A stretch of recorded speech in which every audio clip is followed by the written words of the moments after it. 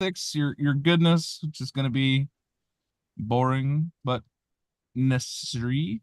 Necessary. All right. Good morning, everybody. Good morning. Good morning, Fabi. Good morning, Ty. Good morning, Audra. Good morning, Joanne. Good morning, Good Jim. morning. Good morning, Mara. Good morning, Autumn. Good morning, Lydia. Good morning, Jason. Good morning, you AI creepy people. Good morning, Christina. Good morning, Timothy. Good morning, Minaz. Good morning. Good Good morning, morning. Good Ann. morning. Good morning. It is Wednesday. Wednesday sounds an awful lot like Wednesday. So let's start off with your wins today.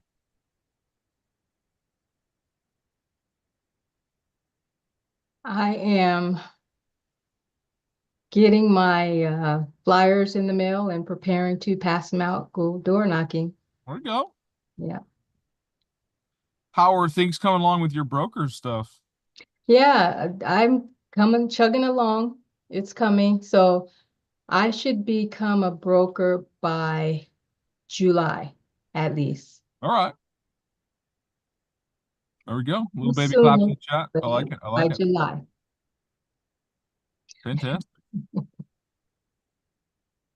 Other wins, celebrations, things that you're proud of. I have my first ALC meeting this morning. Exciting. Congratulations on making the cut. Thank you. For those of you who don't know, ALC is reserved for people in the top 20% of production within the office. And then even then, you have to be invited into it. So great job, Miss Joanne. Thank you. She's all, don't make me feel so big. I Mm-hmm. want to stay small. No, girl, celebrate it. Yeah.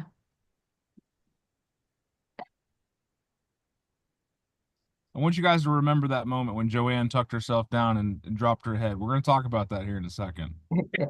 Other wins. I could possibly. I have like I was telling you, my boss, he wants to buy a house. He's been sending me a bunch of other houses, so I'm pretty sure either today or tomorrow we're gonna go look at like 3 different houses. That's awesome, man. Yep, super excited for that. All my friends and family that had to evacuate are Oh, fortunately safe, so I'm grateful for that. yeah. Love that. Evacuate from what, if you don't mind me asking? The fires in Los Angeles, Oh my goodness, I must be living under a rock because I have not seen anything. I'll have to look that up. over 30,000 people. Oh It's my goodness, it's the 100-mile-an-hour winds right now. It's crazy over there. that is crazy. Well, And glad they're all that safe. insurance, man, there's I know. people insurance got dropped, so it's like gonna be like Florida. Holy crap! Glad everyone is safe though. Yeah, it's windy as crap outside right now here. Mhm. And a lot of smog smoke coming in, but you guys be careful today. Be safe. Yeah, with those winds, they said 5 football fields in a minute were burning. Oh yeah, I believe it. Zero containment, and it's moving south. So, And it's Orange super County, dry. San Diego, pay attention. Be safe, guys. And super dry, so say prayers. Reach out to people. Mhm. So here's the thing. Californiites, you can talk about this to your people out there. Talk about the fire. Talk about being prepared. I'm sure most of the people in the area have heard about it because, well, you can probably see it. However, people that may have homes there that don't live there may not be cued into it. Talk to them about it. Tucson people, there's a freeze warning in effect for today. So that's a really easy text message to send out. Hey guy, just letting you know a freeze warning, so leave a tap dripping tonight. Get some insulation around those pipes. So there is always a reason to reach out and help, right? Provide value. It's not just you want to buy a house, you want to sell a house. It's connecting with people. So let them know these things and be a trusted advisor. Now, we're gonna go back to you, Joanne. Targeted. I know it's uncomfortable. Spotlight. Everyone look at Joanne. Everyone see Joanne's pretty face. Hi, Joanne. She's all, I fucking hate you. It's okay though, because it makes a point. When she talks about her success, she talks small. Why do you think that is? Be shy. Oh, Okay. thought you were asking me. Oh, I'm asking everybody. She's not used to the spotlight.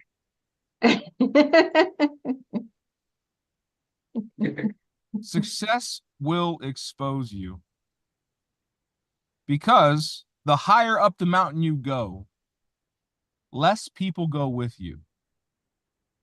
They always say it's lonely at the top. Why do you think that is?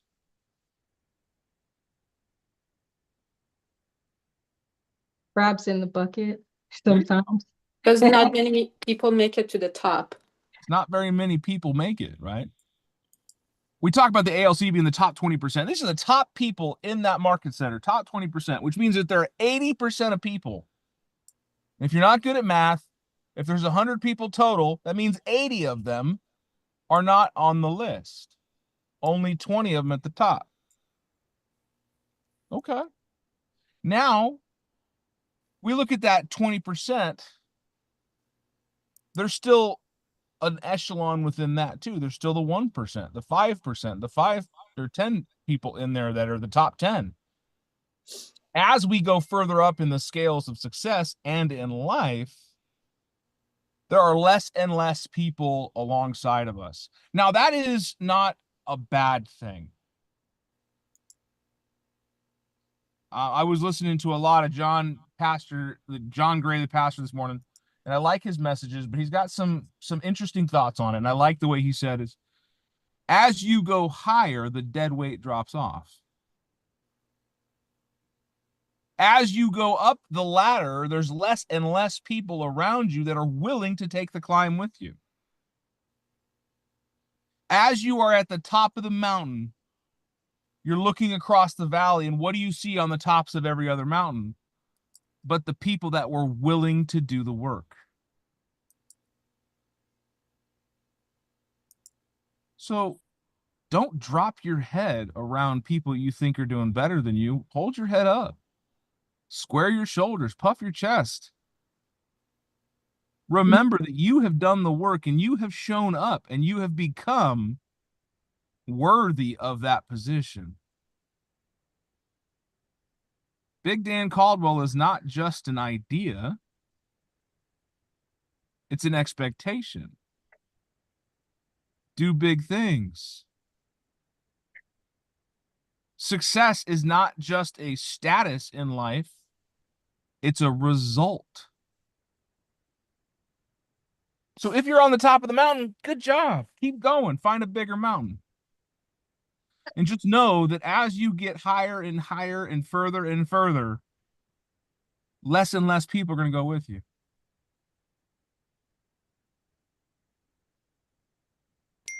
I had a conversation yesterday with an agent that I coach, and I really appreciate the way that they phrased it, because I realized that most of the people that I hang out with are still in a 9-to-5 mentality. They don't understand what I'm doing. Paraphrasing a little bit. Who do you know that's in a 9-to-5 mentality that's racing to the weekend? Man, I just got 3 more shifts until the weekend. I got 24 more hours of punching a time clock before the weekend. Oh man, tomorrow's Friday. What are you going to do Friday night? What are your plans for the weekend? Oh man, it's Monday. The weekend's gone. God, I couldn't imagine the pain that would cause my life to be so focused on 2 days. Right. So focused on 2 days that I've given up the other 5. Maybe I'm sick. Maybe I'm a little twisted, but I don't find work is something you need to escape. I find work is something we need to get done to build the foundation to get higher and higher, higher.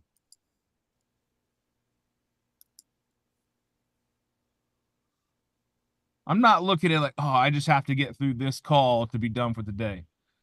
No, I look at my calendar and I go, okay, this is what I get to get done today. Let's get it knocked out. Some people work faster than me. Some people work harder than me. Some people work more than I do. But you want to know something? They're on a different path. Some people work less. Some people work slower.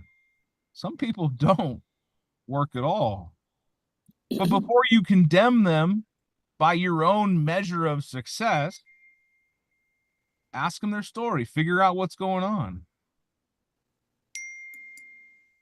Damn, Stephanie's popular this morning. She's all, oh no. Sorry. It's all good. It's all on my computer. I don't know how to stop it. I ignore it. So, but the same way that we can, in our minds right now, think about someone who's doing less than us and that we judge them for it, we feel bad, right? We all felt that. Because it's very easy for us to look on the other direction. But why do we drop our head when somebody that's more successful than us come in? That colonial mentality where you're looking down and you're like, well, just acknowledge the royalty, right? They're doing more than I am. Just keep your head down. No. Stand in the same space.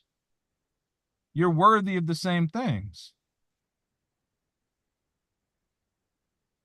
Without that mentality, you can go anywhere. Everything is opportunity for you. I'm going to ask you a very challenging question. Raise your hand if you feel like you're worthy of a $5 million, $10 million, $20 million listing. A couple of you. Ain't nobody raised their hand all the way up. You just did the smallest fucking hand raise I can possibly do. Yeah. Okay. Now that I've brought it to your attention, you're willing to do it. Why wasn't that your first response? That hand should have shot up so fast it dislocated your shoulder. Yeah. Now you're getting it.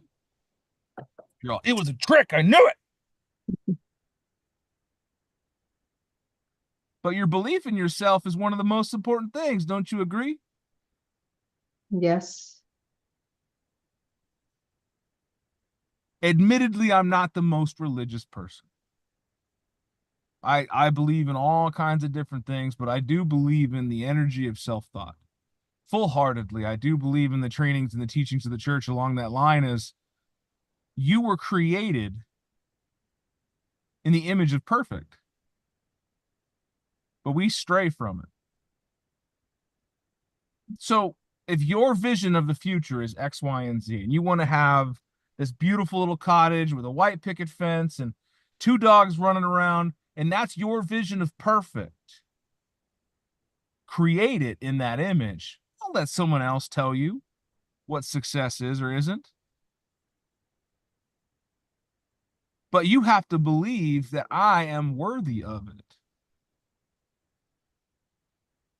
I believe that you are a simple sentence away of changing your life, and that's I am worthy.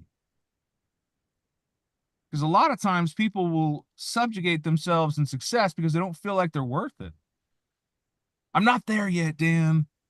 I just don't know it all yet. I'm just not ready. I don't know what I'm doing. God, neither do I half the time.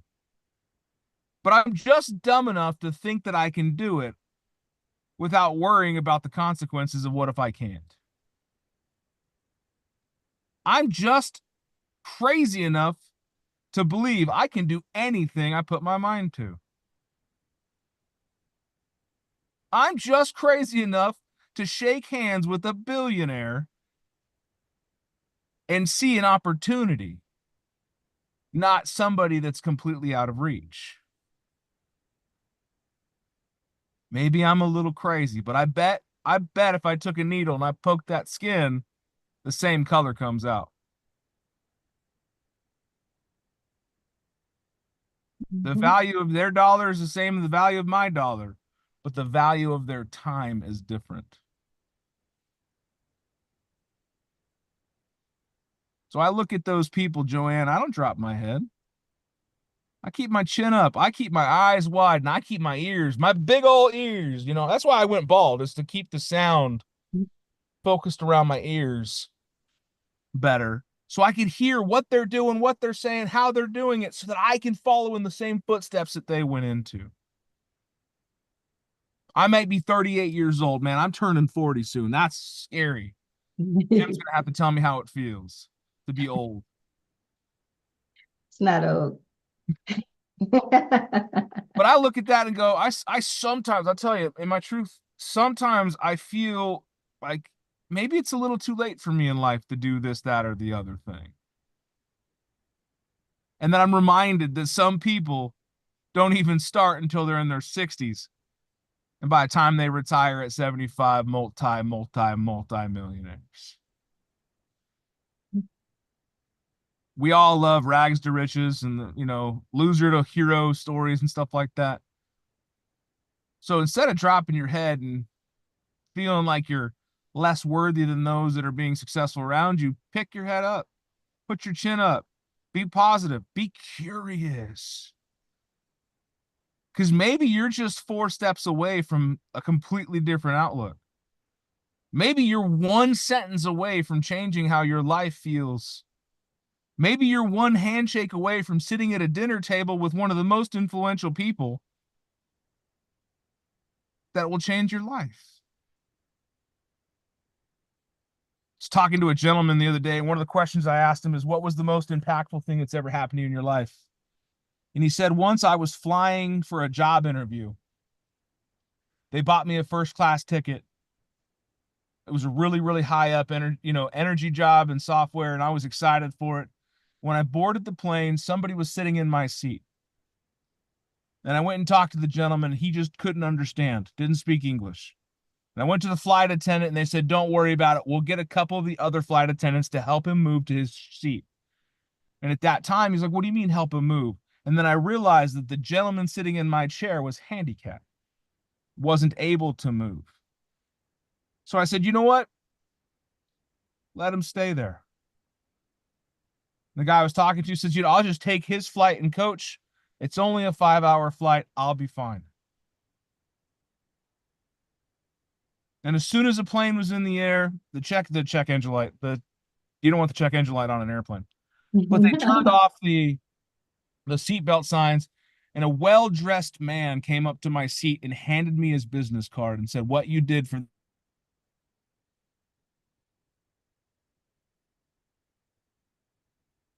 We missed it. Cliffhanger. We missed Cut out. it. That's us on a cliffhanger. Right. He did that on purpose. I was gonna say something tells me that was purposeful. We missed it.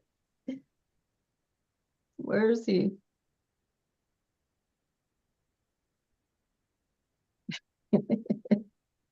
He's getting to the good part. I know. Trying to wait for him to go. How long is he holding his breath for right now? I know, right? That's pretty Not funny. blinking. I know. Oh. He's officially off.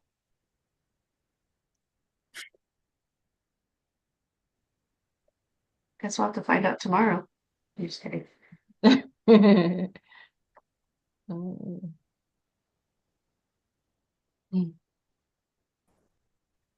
While we're waiting, I wanted to let people know in Tucson, I've got 2 listings that are vacant that could use open houses anytime. One central and one is northwest. So just give me a call or text. It's Mara. Thanks. Mara, where northwest? Near La Cholla and McGee. Okay. And it's sort of a new complex. It's literally in my neighborhood. So the houses are only 10 years old, which is really great for being that close to town. Is it in the 4s or what's your price point on that one? Right at 500. Okay. I'm going to look it up on yours and probably get in touch with you. Okay, it's going live tomorrow. So Okay. open house this weekend would be good because I'm out of town next week. I'll message you. I'm going to make a rule. If you guys are selling real estate on this call, you got to have your cameras on. I was filling your space, mister. We heard the thing you did and then you went away. So Right. That's us on a cliffhanger. I'm sitting here and my entire computer just shut down. Like, Zoom window closed. I'm like, what the hell? Like, Zoom is all you're breaching on something pretty cool. Let me go ahead and add a dramatic pause. Yeah, we heard handed me his business card and click. Yeah. So Yeah, that timing was perfect. it was perfect. And that's what I wanted you guys to hear is the fact he handed his business card. Well, he handed my friend the business card with a cell phone number on the back of it. When he landed, he did his job interview. Things didn't go great at the job interview. They didn't line out.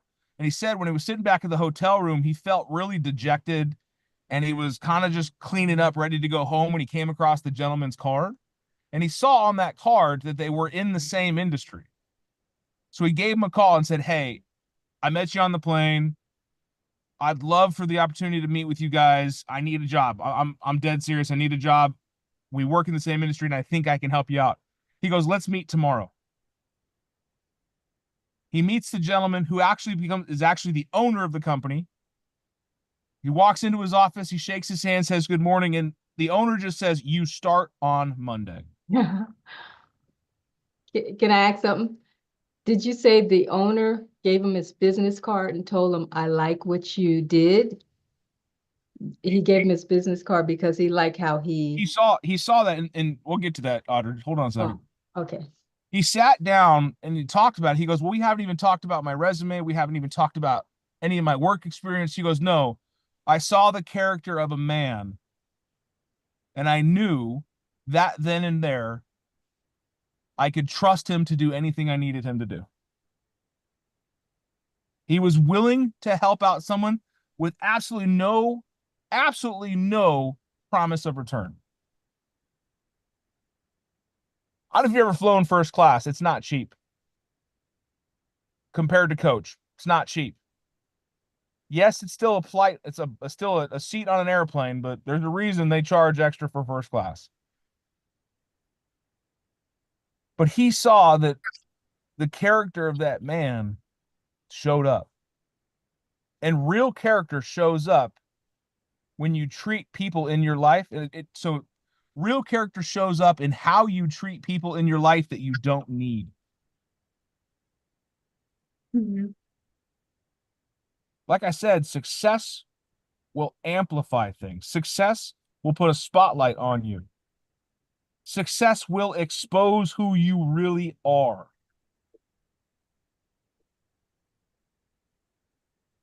And in that moment, that man had no idea who was sitting next to this gentleman on a plane. He just knew, you're in my seat. But his character shone in the way that he said, you know what? He needs it more than I do. I'll go back to coach. Don't worry about it. How you treat people that you don't need, that's insane, right? Not that anyone on this call would be that type of person to be rude to a server, but have you seen it? Right? How does that make you feel? Makes you want to get up and smack somebody, doesn't it? Right. Yeah. Mama Audra over there going like, listen here, little boy. Right. No, mama didn't teach you right, so I'm going to teach you right. Get that belt. No. You ain't wrong. You ain't wrong. But if you put yourself into a position of taking care of others, right? Treating those around you with kindness and grace, especially the ones that you don't need, right? Everyone's going to be nice to you when they need you, right? And that's kind of feels dirty, but it's the truth. They're your best friends as long as they got tied into your resources, because they may not like who you are, but they like what you got. But when you hold your head up and you got those radars going, you're listening to people. You're searching for people. Opportunity finds you. Had that gentleman been sitting there in that seat next to the old man, not had his radars on, and he just tucked himself in and said, I'm in first class. I don't need to listen to these plebeians. Give me my brandy. Then he probably would have missed out on a pretty exciting opportunity. And I happen to know my friend went on to work for that company for 34 years. Became their VP. It's a telecommunication company that does fiber optic lines. And my friend Yavin, who does it, he's probably one of the most financially powerful people I know. let's just say at 65 years old, he chose to start flying helicopters, so he bought an airport. That's so cool. But, you know, 4 decades before, he didn't have the money to scrape together to buy a suit. So he borrowed a suit, had a first-class ticket given to him, and it opened up an opportunity that he literally changed his life for. So he called on it, right? Oh, I don't have the success to call on this guy. I just met him on an airplane for 30 seconds. I don't have the right to call on this owner. I don't have any of that stuff. No, shut up. Open your eyes, open your ears, put your chin up. Say it with your chest. Come in with the confidence. Just like Yarvin did. Hey, I'm honest, right? I met you. I need a job. I had an interview. It didn't go so well. I think I know I can help your company. And that same man that on the airplane became Yarvin's mentor for nearly a lifetime. Because had his head up, willing to listen. So yeah, as you climb the ladder, more and more people fall off, but the right people stay with you. And along the way, the dead weight drops off to make room for the right people. Hear me when I say that. You will lose them along the way because you need to make room for the right people. Yeah, and it may seem like a little thing, but you know how technology has changed. Obviously, that was before smartphones. And you know how you get on a plane now and you don't pay attention to your seatmates? It just might be a really good idea to try to talk to people more often. That was 37 years ago, 38 years ago? So almost 40 of them, yeah. Well before cell phones. Mm-hmm. But that's the thing, is like even if we put our heads down because we feel like we're not important enough, we're in a room full of people more successful than us. We're in a room full of people more articulate than us, better dressed than us, more wealthy than us. Don't bury your head in shame or in avoidance. Like, don't make yourself small and insignificant. Go ask questions. Go be curious. You might just run into the one person that changes your life. You might run into the one person that gives you the one sentence that makes it all work, the key to everything. I really believe in who, not how. Massive success in my life has always been attributed to me introducing to someone new. I was brought into real estate by somebody. It's not something I'm like, you know what? I'm going to go be a realtor. It was somebody saying, there's an opportunity here for you. Massive success became a coach when somebody says, hey, you're really good with people. Do you want this opportunity? Here I am. Who, not how. Think about that today, my friends. Thank you for my intermission. I'm sorry about that. The drop off, the weirdness. Audra's going to have to do the high five because she's now technically the host, so I can't. So Audra, at the bottom of your screen, you'll see the Pressure. end meeting for all at the bottom right. Click on that, hover it where it says end meeting for all. Wait for that. Get get your finger button on the mouse over that. Use your other hand to high five and say high five, everybody.